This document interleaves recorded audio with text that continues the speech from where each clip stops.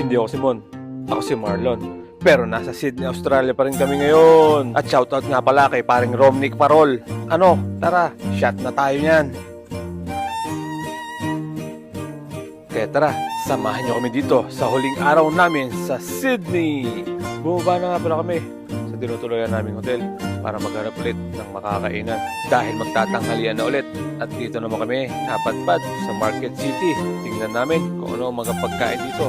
At eto nga, papasok na kami dito sa Market City. Medyo kukunti lang pala ang mga kainan dito. At maliliit ang mga pwesto. Kaya't nagpasya kami na humanap ng iba.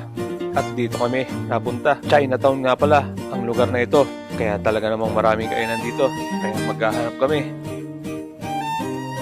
Kaso wala pa rin kami nagustuhan. Kaya dito kami napadpad sa isang food court. Sa palagay ko naman dito na kami makakakain. At eto, hindi nga kami nagkamali.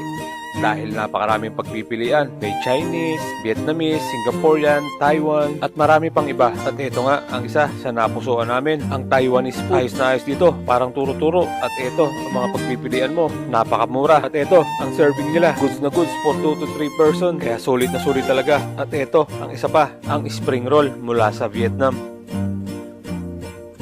At ito naman, ang isang seafood fried rice. Grabe, napakasarap nito. Mula sa Singaporean cuisine.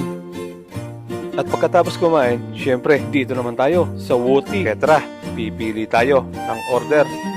At ito nga pala, ang napusuan ko, grapefruit mango slush. Syempre, may kasama yung almond jelly. At ito nga pala, ang tram dito sa Sydney. At habang naglalakad kami, napakaraming kalapati dito sa puno. At ito pa, nagliliparan. At may nakita din kami dito, mga Chinese. Napakagaling tumurotot ng isang ito. Kaya saludo sa'yo. At papasok daw kami dito sa Queen Victoria Building. Tingnan natin kung ano-ano ang meron dito. At ito, mga branded ang mga tinitinda dito. Kaya kung marami kang pera, talaga namang mag-i-enjoy ka. At hindi na nga pala kami umakyat sa itaas dahil wala naman kami pera. Aray ko. At dito muna kami papasyal sa Westfield dahil may appointment pa ang kapatid ko. Kaya tara, lusobin na natin ito. May nakilala nga din pala kami diyang Pinay na taga Quezon City pero sa Boston na siya nakatira. At may mga tinitinda dito, parang mga souvenir na gawa sa wire. Grabe, napakagaling ng gumagawa nito. Bibili sana ako, kaso baka maipit, sayang, masisira din. At habang nakatambay kami, eto, may kumakantang babae. Kaya hindi ka maiinip dito. Siya nga pala, si Amber Mason. Follow nyo na lang siya sa TikTok at Instagram.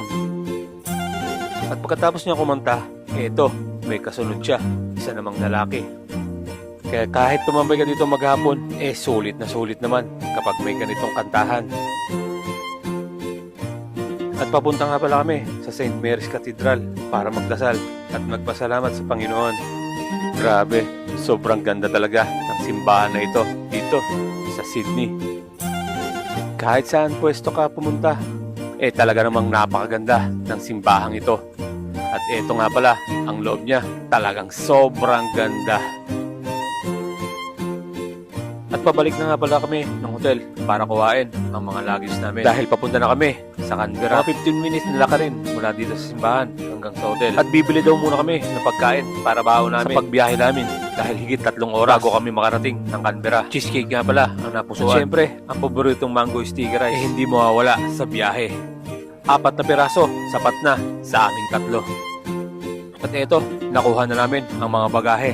Konting pahinga lang at lalarga na ulit papunta sa isang bus station. At eto, pasakay na kami ng bus papunta sa Canberra. At doon na kami mag-i-stay hanggang sa mag-uwian sa Pilipinas. Siyempre, may seat number yan, kaya't hahanapin na namin. At eto, lilisanin na namin ang Sydney. Maraming salamat ulit sa mga panibagong alaala dito. Dumaan nga pala kami dito sa airport dahil may ilang pasahero na sumakay pa. Medyo mahaba-habang biyahe, kaya kailangan muna natin matulog para makabawi ng lakas. At pagkising ko, grabe, eto ang napakagandang view. 7:30 na nga pala ng gabihan, pero maliwanag pa. At nakarating na tayo dito sa Canberra. Malapit na tayong bumaba dito sa terminal. At dahil nagutom, dadaan daw muna kami dito sa isang food park. Enlightened Festival nga pala ang kaganapan ngayon dito sa Canberra. At ito agad ang nakita namin sa bungad, ang Hoy Pinoy.